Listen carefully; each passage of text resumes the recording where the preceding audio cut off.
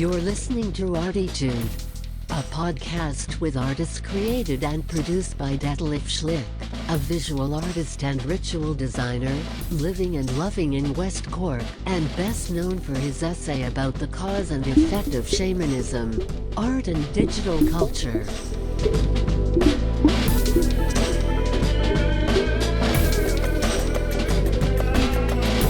Working in the field of performance, photography, painting, sound, installations, and film, he will dive and discover with us and a weekly creative guest into the unknown and exciting deep ocean of the creative mind. This is Detlef Schlich, and today we dive into the deep and unknown ocean of the creative mind together with, and I'm so happy to have a talk guest in this show again after ages, together with Pat Quangodelic Allott, is it right? Yes, you got the pronunciation right. No, I've been all sorts of things. But I mean, most people just know me as Pat or Quangodelic, and that's fine, you know. Okay, cool. I mean, I was Quangodelic on Facebook for ages because it wasn't meant to be me. It was just a band account. Yeah. And then everybody started calling me Quango, so that's fine too. You know. Really? So that's I think we all have plenty of kind of nickname, Quango. Yeah, well, we've all got multiple identities these days. Oh yes, like Spider-Man, you know. Yeah, so I'm running sometimes again as well in the mountains of Ireland. Yeah. Yeah. No, exactly. That's cool. Pat, great to have you here. I must say, because my last podcast, I did actually my last podcast something new as well for me. I recorded cover versions of songs, and I called them campfire versions. Brilliant. Like shit is kind of nothing compared to you. Even God Save the Queen, as the Queen passed away. Yeah. From Sex Pistols, but just with the guitar and so I focus more on a cappella singing and all that, you know. So, funnily enough, I used to busk with a violin player and a clarinet, a sax player, doing kind of jazzy stuff off the piano, and we did do like God Save the Queen outside the English market just before the Queen was coming in. Really? Yeah. and it was funny because the guys in the English market were talking about how there were these Secret Service people coming around and checking them all out, making sure they're not too Republican before it all happened. I don't know if that's true. When was that? That was when it was when the Queen visited Ireland, which would have been, God, was that about I mean, I get mixed up with time now because you've had this big 4 or 5 years ago, was it? Yeah, it would have been. Yeah. That's great. Yeah, that's great.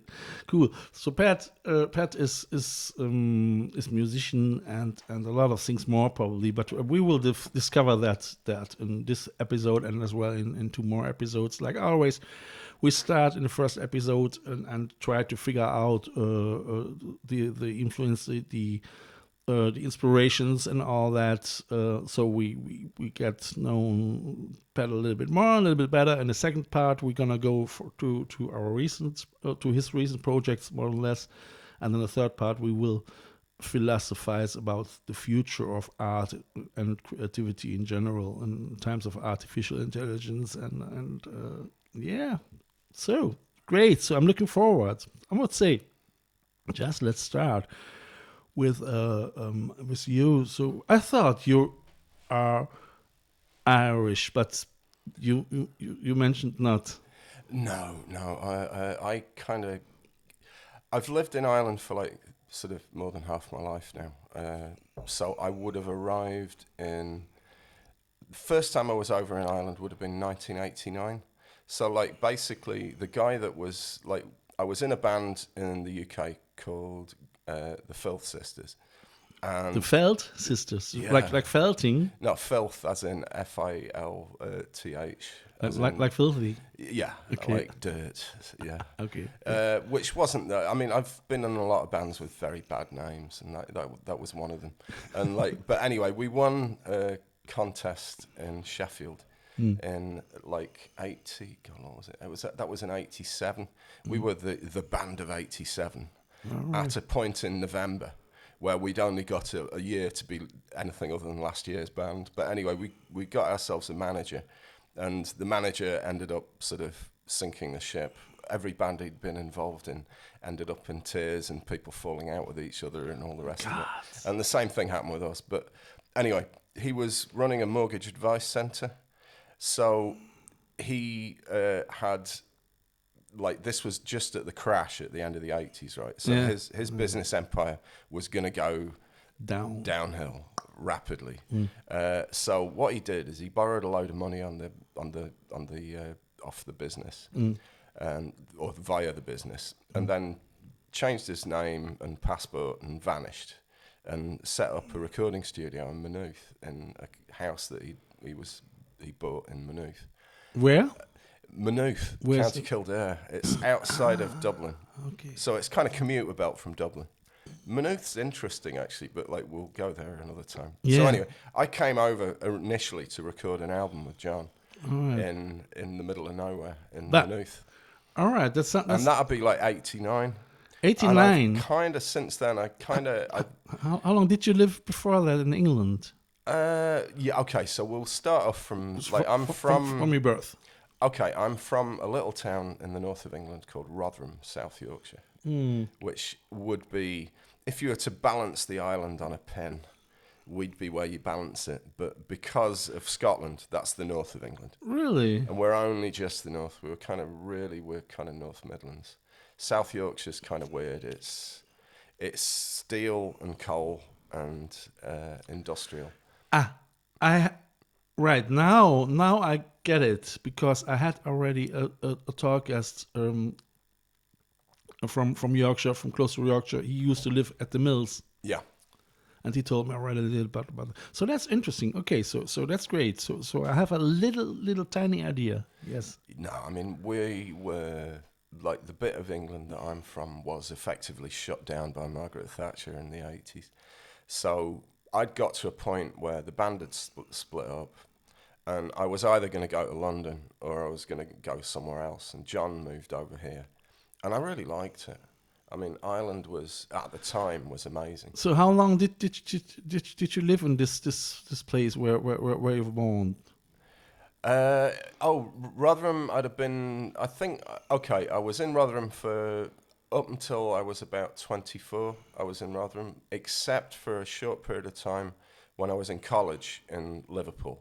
So I'd have been in Liverpool at the height of Derek Hatton, which may not mean anything to you, but it was when the militant tendency, who are the hard left, took over Liverpool. That's when I was in Liverpool. Okay. And Liverpool at the time was amazing. It was, I can imagine that, yeah. I mean, it was like massive unemployment. So because everybody's unemployed, they all had a band or an arts project or something. There was nothing, you know, there wasn't a section of that town where it was left be for longer than a month, where somebody didn't organise some event or arts project. It was an incredibly interesting place at the time. So that's part of where I'm from as well. It's countryside, but at least first of all countryside. Well, Rotherham's industrial. I mean, Rotherham's kind of steel. I mean, it was not just at the peak, at the edge. It was in the middle. Yeah, I mean, Rotherham's kind of, the population of Rotherham is the same as the population of Cork. 100,000, 200,000 people. Yeah, it's the same. It's that size. It's quite tough, isn't it? Because it's downwind from Sheffield and Sheffield's bigger, it feels like a town rather than a city. You know? Sure. And you got like a load of steelworks down the floodplain from Sheffield.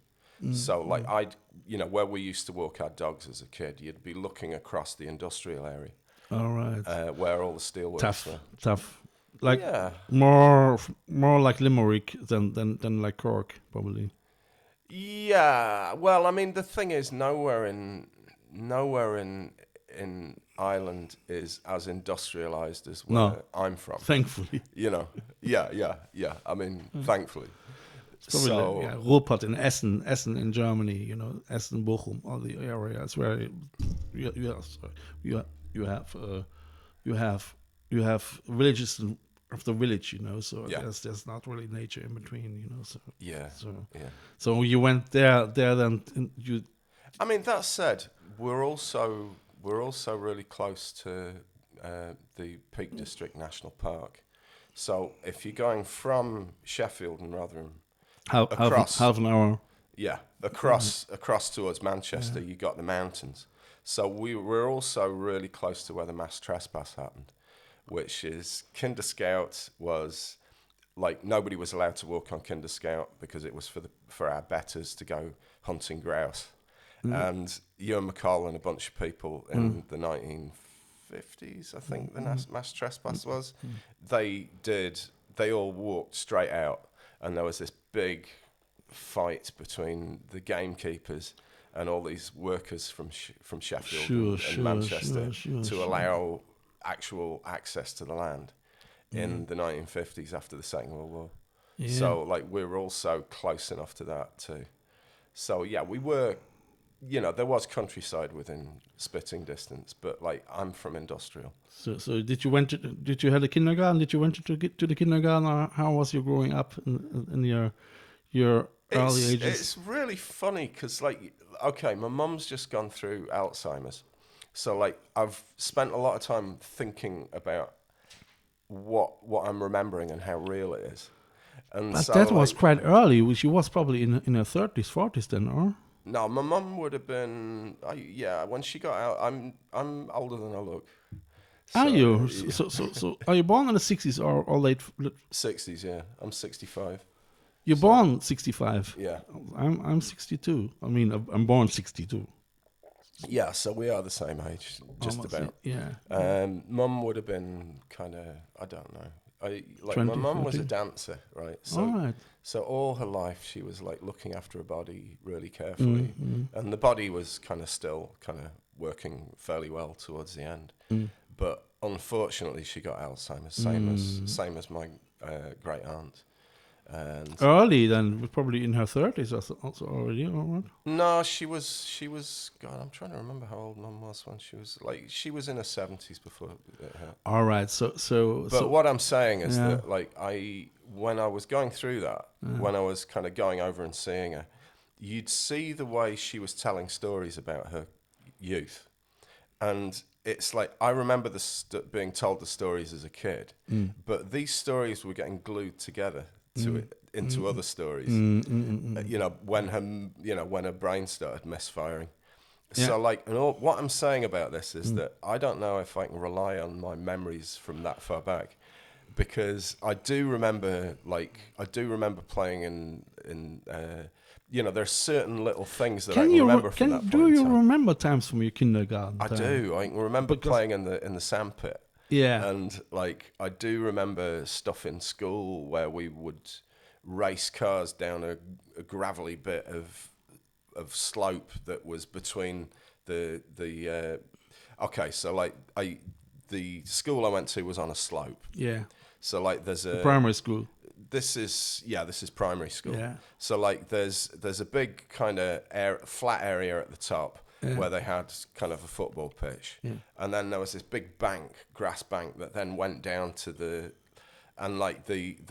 primary school was higher up the hill, and then the sort of in-betweeny school, whatever you call it. So you could use it for your little cars. Yeah. So people used to roll down the bank and do stuff like. Yeah. And I remember, I mean, there's a load of stuff that you do remember, but there's an awful lot of stuff you don't. Maybe. I mean, if you ask me about my kindergarten time, I have 1 or 2 pictures in my head, but not more, you know. So I'm very bad in that, you know. No, but I mean, I do remember, like, the traumatic first day at sort of proper school. Like, junior school. Like, my mum waving me bye-bye and walking across and being completely on my own. I can remember that. In your primary school, yeah, was 6 or 7.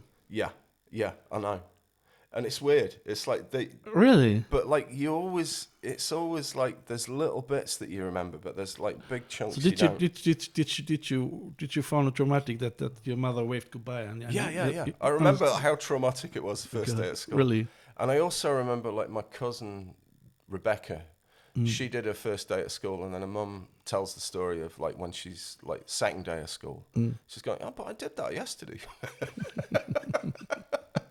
I think there's some like that.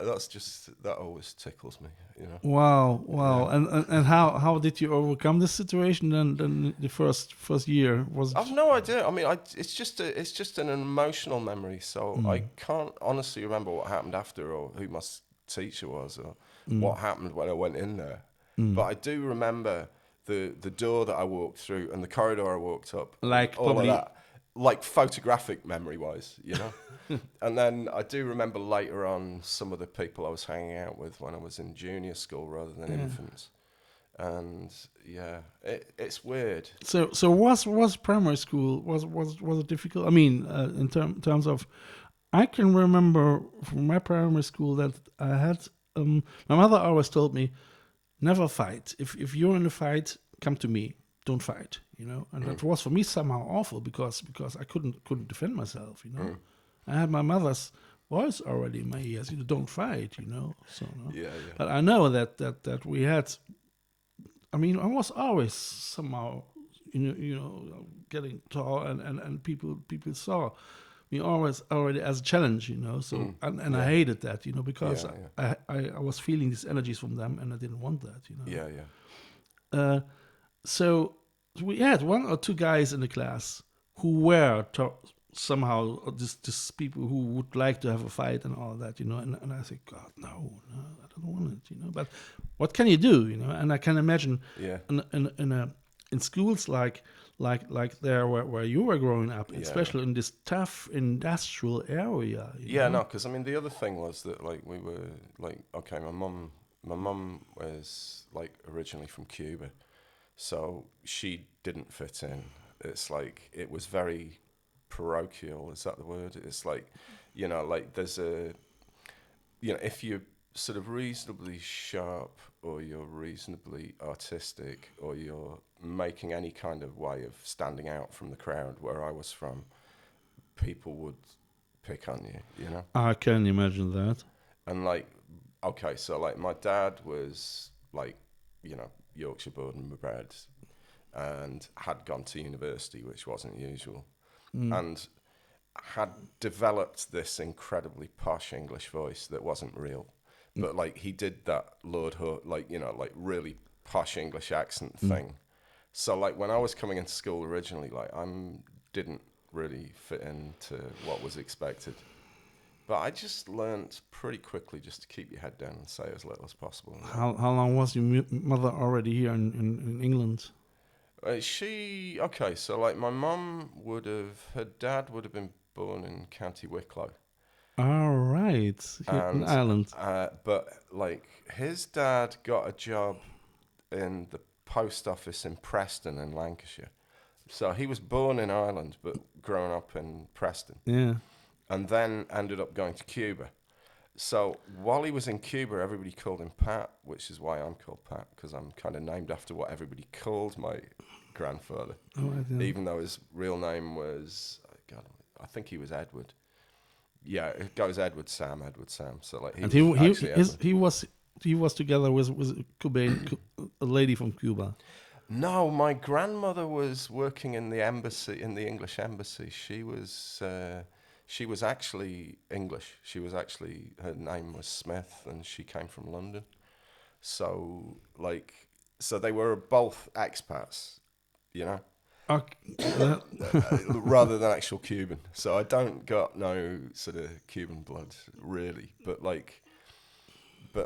they were kind of colonial. Like it was at the time that Mum was there was when Batista was running the place before Fidel Castro took over. And Mum went to the same school as Batista's kids, which was the American school. You know, so she was kind of part of the of that project. Yeah, she was part of the colonial project, American colonial project.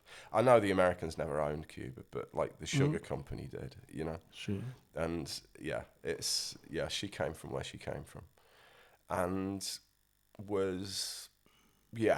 she was quite different from everybody else where I was coming from growing up. So you probably got a lot of influence from her, don't you? Yeah, I get a lot of influence from both. I mean, she was a dancer, you say. So Yeah. did you had any siblings?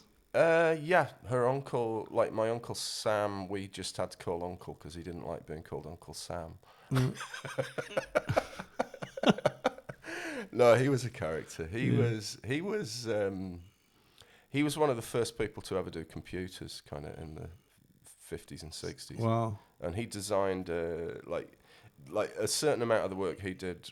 He was a mathematician and working for a kind of mathematic consultancy at the time. So yeah, no, he was a complete character, Uncle Sam. Totally. Wow. Total legend. Wow. You know? And did you had any siblings? Yeah, I got a brother who's just retired. He was a maths professor. In fact, he got one step up from math professor into management in University of Manchester. All right. And it's not been a good time for third level. The Conservative Party in the UK are in the 80s. No, I mean he's just retired. Okay. I mean, so he would have been in universities, working in universities in the 80s. I think 80s he studied and then stayed on at University College London. Yeah. At that stage. Yeah. And then got a slightly better job in Manchester in the 90s. Thatcher was already big in business. You know, but what I'm saying is, over the recent times, like, two things that haven't been good for the third level, which is just weird, because you know you think that the Tories in the UK would be good for like stuff like that, but no, they haven't been. And Brexit has been a total clusterfuck for academia in the UK, because like all the different sciences that are like Europe based, like funding wise, has been cut off. It is the same. Like here, one thing, for instance, that it's the CERN funding. You know. Yeah. You know CERN. The huge molecular thing. Yeah. And the Irish, they don't want to be part of it. Yeah. And they shoot themselves somehow in the foot because they're not getting any funding or not getting any jobs for that or researchers and you know. Yeah. It is so complex, things, life and everything else, isn't it? It is. I mean, that's the trouble. Whenever you're trying to present your political philosophy as simple as in a simple way that simple people who vote for simple parties understand, you just it's that's not how the world is. The world is insanely complicated. Yeah, it is. I mean, look. My research was as I finished my art degree was shamanism, art, and digital culture. You know, right? So I researched a lot into really into art and science, the combinations, and where we're driving, where we're gonna come probably more in the third part, and You get sometimes really depressed if you understand all the things behind it, you know. So sometimes it's better just to let go and say, okay, you can't change the world, you know. Yeah, totally. This is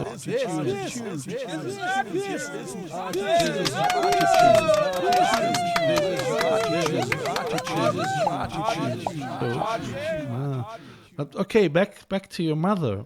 So yeah, mum Cuba, dad Rotherham. His dad was like my family that side. Like originally they were engineers. You go back a lot of generations. They were working the steelworks at the point at which the steelworks were kicking off in the 1800s. In the height of the Industrial Revolution. Yeah. And then like my dad was an accountant. His dad was an accountant. Yeah. So we had a bit of money. But Dad would have been also massively into classical music, especially choral stuff. Was he? He was in the. He was very big in the like Sheffield Philharmonic Chorus, and like at this point in time, you got the Halle Orchestra that works from Manchester would have come over to like Sheffield to do gigs with, concerts with the Philharmonic. Philharmonic. I'm sorry, I'm like, it's not gigs, with a yeah. Philharmonic, like once a month or so, and we'd get dragged off at a regular basis to see Opera North and classical stuff. How old have you been there? As a young or what? Or? That would have been from the ages of, well, I suppose, like, from 8 or 9. Was it not too boring for you? Yeah, but like, you learnt how to keep your mouth shut and listen. Yeah. From that age, because we were trusted to do that. Yeah. I mean, a lot of other kids, people wouldn't trust to be able to stay stum through the whole concert and all the rest of it. We were trusted. It was be there. It was probably as well. Yeah. Okay. Oh, yeah. No, I get you. And it was probably as well somehow intriguing, wasn't it? Just to see all that. Yeah. No. I mean, I remember going one time. I went. They were supposed to be doing. I'm not sure what they were supposed to be doing, but like there was snow, and the big thing was that the Halle Orchestra had come in a coach from Manchester, so they showed up. But most of the choir were like, happy middle class people from all over the place, and a lot of the choir got snowed in. Because they were coming from various bits of the mountains, and they couldn't get to the concert. Yeah. And so I got to sit with my dad where the choir should have sat. Yeah. The Halle Orchestra set up and do a couple of classical pieces that they've been practicing to do in Manchester in a couple of weeks. Yeah. The actual program that was meant to happen didn't happen, and I got to sit with my dad right behind the percussion section. Okay. While this is all going on. And it was brilliant. It was magic. They were doing, I can't remember what the hell they did. It was something kind of modernist, All right. So there's loads of percussion going on. And it was just, I did absorb a lot of classical music. I would say, I remember my father, he was a dolly driver. A dolly driver? What's a dolly driver? Dolly is the crane from the cameraman. Oh, yeah. Crane driver. Yeah. Oh, man, yeah, that's... From the WDR, Westdeutscher Rundfunk German broadcast. Yeah. And I was there as well often, and I really, I liked it to watch it and see all this thing, So he used his headphones, and the cameraman said to come lower, higher, and all that. He was doing this stuff. So that's actually not too bad. And you're getting influenced somehow for sure. You do. Whether you know you're getting influenced by your parents or not, even if it's just because you don't want to be like them, you're getting influenced. Look, totally. What I wonder, because my father, whether I can't remember that or whatever, I don't know. But I wonder why my father never came to me and said, do you want to be cutter or cameraman at the WDR, Yeah. But I think because he wasn't, yeah. He didn't want that I become it, So oh yeah, got you. So this thing, No, but that's interesting. So your dad was kind of working for a television company, doing the VDR was very good. It was doing the engineering-y stuff, making the cameras go in the right place. Yeah, it was. It was before Thatcher, and it was actually before. The neoliberalists really pushing through, Yeah. And we didn't have MTV and all that, So it was just it's when there weren't. It's before we had the number of channels we now have. Yeah. It was more educational and it was more paying by the taxpayers instead by promotions and advertisement, Yeah. So the program was, to a certain amount, really better than nowadays, Yeah. And you didn't have you couldn't choose between so many different things, which was, I actually liked it, Yeah. In the 70s, because the 80s they were already, I was getting overwhelmed with all this plenty shitty programs, Okay, so I'm in Rotherham in the 80s. Yeah. And I have to address Rotherham in the 80s, because what was happening is that, like, the steelworks had got shut down and the coal mines had got shut down. When the miners' strike was happening in the UK, which was you know, it's now on like my kids' history, you know, like stuff. Yeah. But it was real to me. Yeah. And I was actually playing in a Hawkwind covers band with a bunch of miners from this place called Rossington. Yeah. How old have you been there now then? This would have been in the 80s when so in the 80s But you were already 20 then. yeah. Not 15, 16, I'd have 17. been late teens at that stage. Well, what was in between there? I mean you so we've grown up, we've got to secondary school. Yeah. When did you learn your first instrument? First instrument would have been the piano when I was in junior school. I did about a year of lessons on piano. So you were 10, 11 years old? Yeah. All right. And the guy that was teaching was really not a very good teacher. And I was just getting taken Bored through and very basic stuff. Nervous and... So, you know, I kind of we ended up knocking that on the head after about a year because it wasn't really very helpful. Yeah. And I wasn't really... You skipped it. Yeah. So I did do piano lessons for a while. Yeah. Then when I got to secondary school, I finally got around to learning how to play cornet, which is kind of like clarinet. Cornet is like a trumpet. It's what Louis Armstrong played. Okay, yeah. As opposed to a trumpet. Yeah. Cornet's like a fat trumpet. It's a different shape. And round, no? Round. Yeah, it's rounder. It's a slightly different shape, but it's a trumpet. I wonder how we got it. But I know, yeah. And I was like, when I was doing that, I did that for maybe 3 or 4 years. I didn't get very good at it, you know. Yeah. But I did that for ages, and it meant that I could sit into brass bands. Yeah. Brass bands are massive where I come from. I mean, like, there's... On the streets, you know, all this... Yeah. Well, it's just because all the coal mines had a brass band. Yeah, really. And they all compete. They're still competing with each other. Wow. They're still there.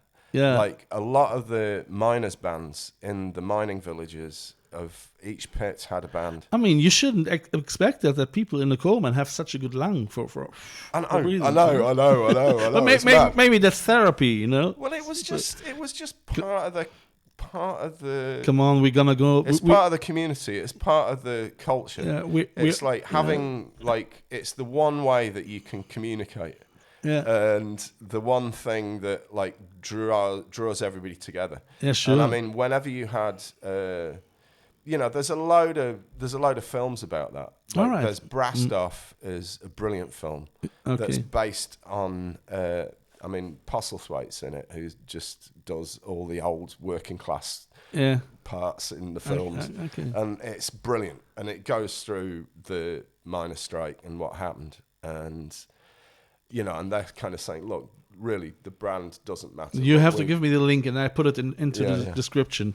I think it's Film 4, I think. You'd get it on Film 4. Yeah. Because it's one of those ones that was funded by Channel 4. All right. Brassed Off was round about the same time as they did, like the what was it called? The steelworkers in Sheffield who decide that they're going to make money. If you give me the link, it's that period. But like brass bands in the north of England are connected with, like, say when they were doing the big in the middle of the 80s when they do every year there's a contest of who's got the best colliery band, and it was the awards were like in the late 80s the awards were given by the foreign minister of the Soviet Union. Yeah, you know, all right. It's very connected with the mining, like with like the trades unions. It's very connected with the left. Yeah, you know, and actually playing. You know, so that's kind of where I learned how to write parts for. Wow. You know, how to organize like brass band parts and stuff like that is from that period. Wow. Pat, what I see now is we have already 30 minutes, and we still have to play the first song.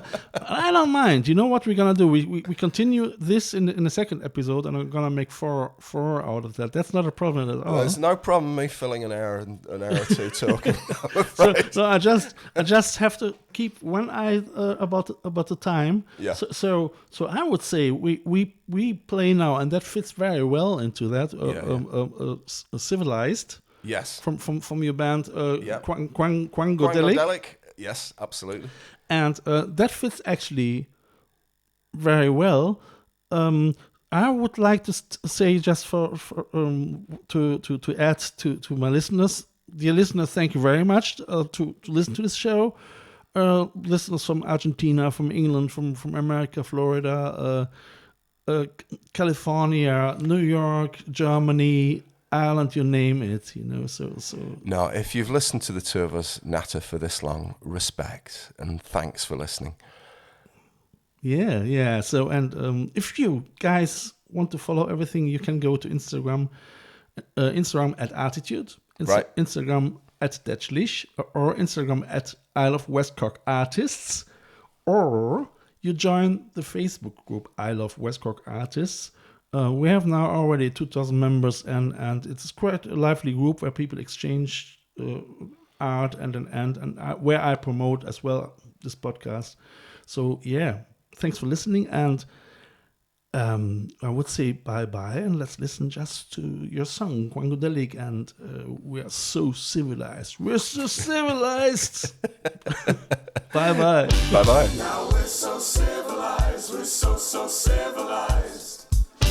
Now we're so civilized, we're so civilized. Now we're so civilized, we're so civilized. Now we're so civilized, we're so civilized.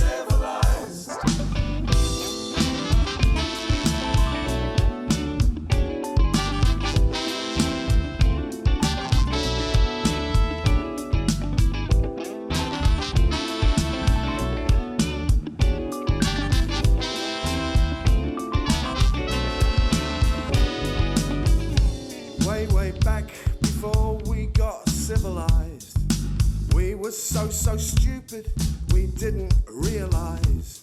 No concept of ownership, how can that be true? Didn't have a ruling class to tell us what to do. Didn't do no farming, just gathered what we need. Or if you're a man, just hunt a bit, save energy to breathe. Didn't drill for oil, didn't drill for gas. Didn't have no money, so we couldn't have a crash. Now things are so much better. We lock up all the food. Now things are so much better. We follow all the rules. Now we're so civilized, we're so civilized. Now we're so civilized, we're so civilized. Now we're so civilized, we're so civilized. Now we're so civilized, we're so civilized.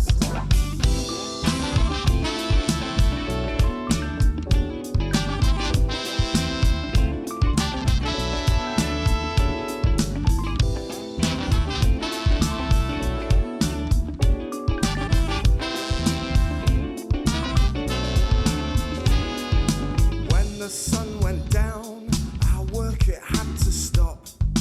Didn't have a life dictated by the clock. Didn't have no country, so we couldn't have a war. What savages we were back then, now we have so much more. Didn't have no media to tell us what to think. Didn't have Diageo to profit from the drink. Life was really tough back then, no working, 3 jobs each. Just staying warm and safe from harm and finding stuff to eat. Now things are so much better. We lock up all the food. Now things are so much better.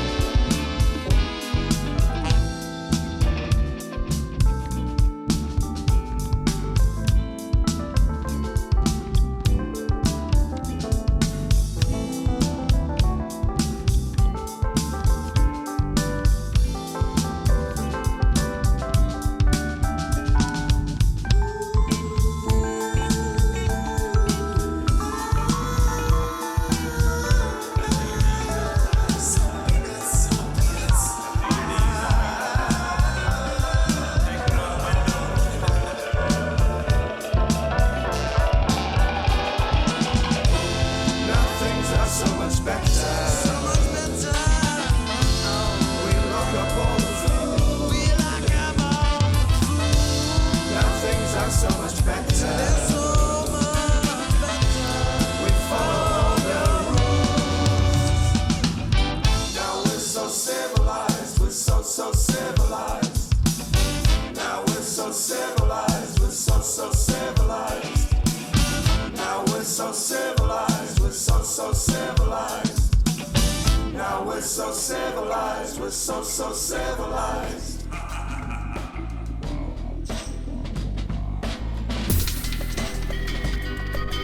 You have listened to ArTEEtude, West Cork's first art, fashion and design podcast. ArTEEtude, never so close again. That was too close.